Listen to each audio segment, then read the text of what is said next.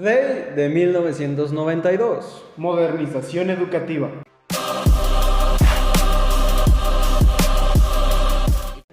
Hace 30 años, un peloncito orejón con un hambre insaciable y con aparentemente nulos, antecedentes delictivos, decidió que era hora de cambiar al país. Pero, ¿quién es el afamado Dumbo de México y cómo es que llegamos a la reforma de 1992?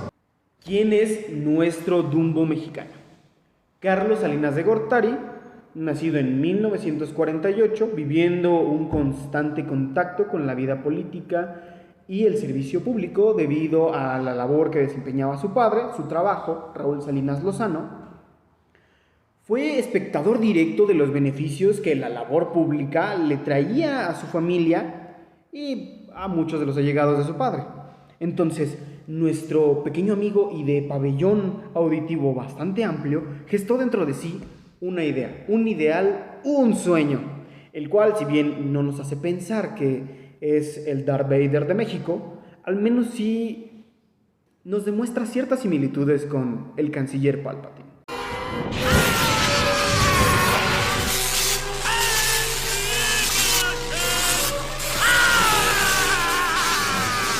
Y para lograr el dominio de la galaxia, la presidencia de los Estados Unidos mexicanos, nuestro chaparrito amigo decidió estudiar una carrera en la Facultad de Economía de nuestra prestigiosa y honorable Universidad Nacional Autónoma de México.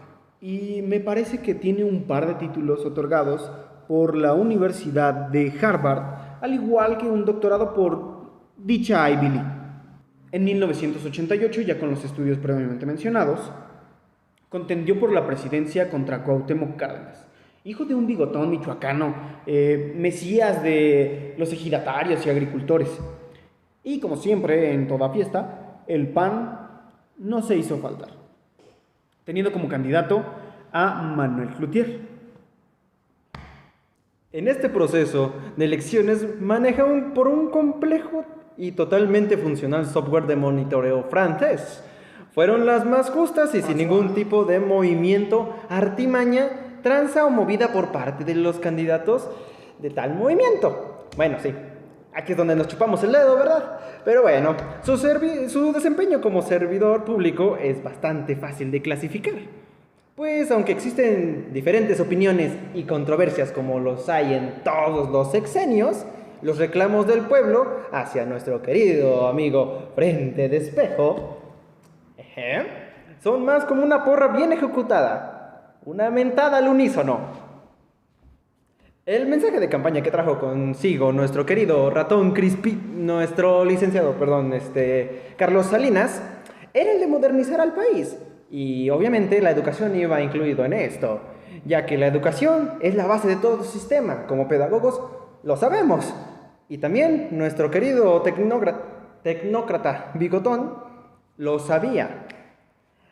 Pues desde inicios de su sexenio puso especial atención en ella, con el programa de modernización educativa y la creación del Comité Nacional de Concentración para Modernización Tecnológica.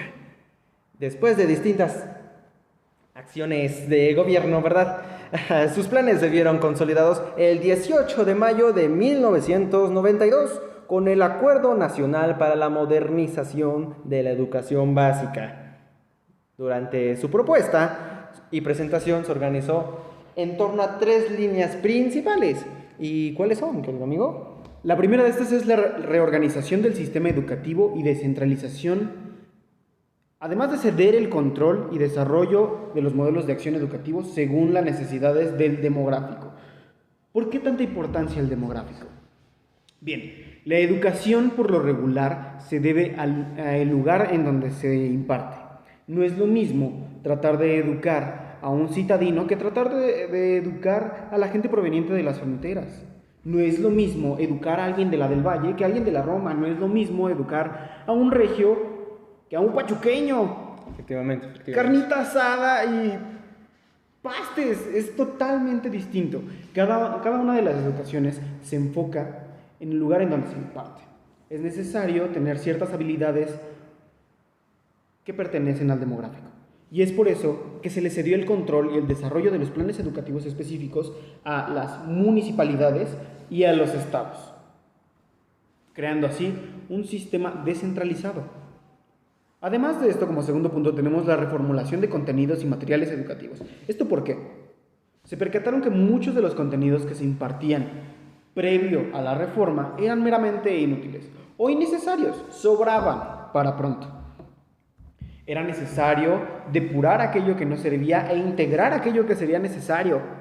Vamos, a día de hoy se tienen conocimientos innecesarios. Díganme si en esta carrera han aplicado la chicharronera, ¿verdad que no? En ese momento eran muchos más los conocimientos que no se necesitaban, que se seguían impartiendo. Y a día de hoy, gracias a Dios, ya no tenemos tantos. O gracias al diablo, si nos referimos a Salinas. Revaloración docente. Un tema que es eje principal para la reforma de Salinas y que nos compete bastante. Modernización es igual a mejora.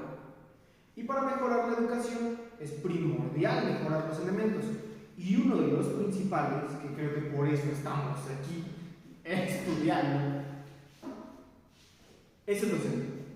Los elementos educadores. Si bien las condiciones no eran pésimas, sí eran bastante mediocres. Dejaban mucho a desear.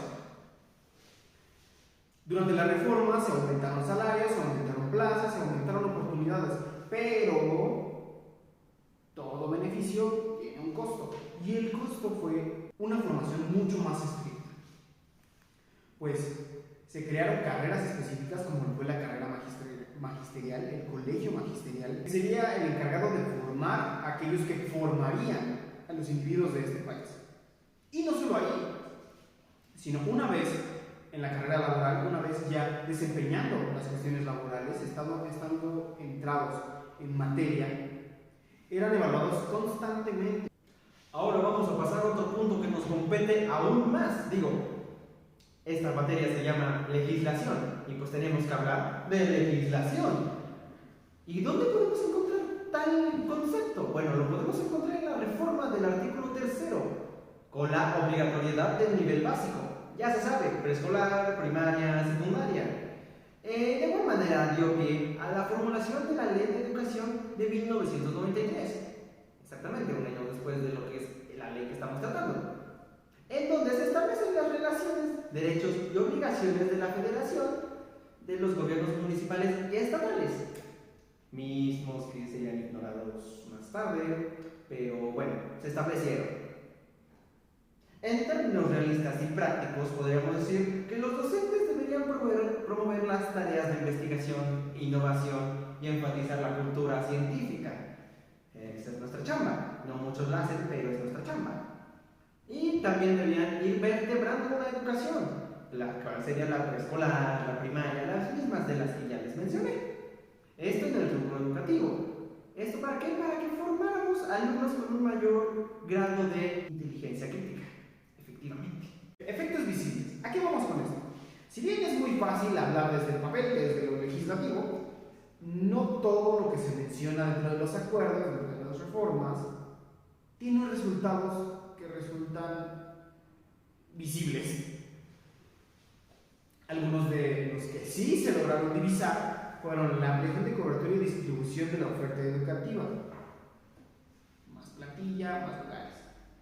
Obligatoriedad del nivel secundaria. Si bien a día de hoy la preparatoria es lo obligatorio, en su momento lo fue la primaria y con esta reforma pasamos a un grado más, la secundaria. Elevar la calidad y pertinencia de los contenidos impartidos. Esto lo mencionamos en los puntos principales de la reforma, pues muchos de los contenidos eran contenidos basura o simplemente no iban enfocados a poder ser aplicados en instancias superiores. Con esta reforma se buscaba que los contenidos de niveles previos concordaran con los contenidos de niveles futuros y podría llevarse una secuencia, un andamiaje de conocimiento que daría pie a una mejor formación. El mejoramiento de las condiciones docentes, esto ya lo habíamos mencionado también. Se planteó de manera textual a la hora de presentar la reforma, pero también se dieron los efectos, pues los salarios aumentaron, quizás no en gran medida, pero aumentaron.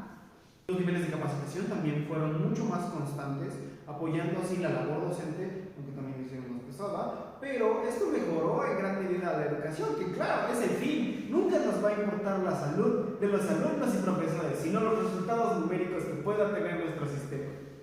Y con todo esto ya pueden saber qué es lo que pasó con la reforma de 1992. modernización educativa.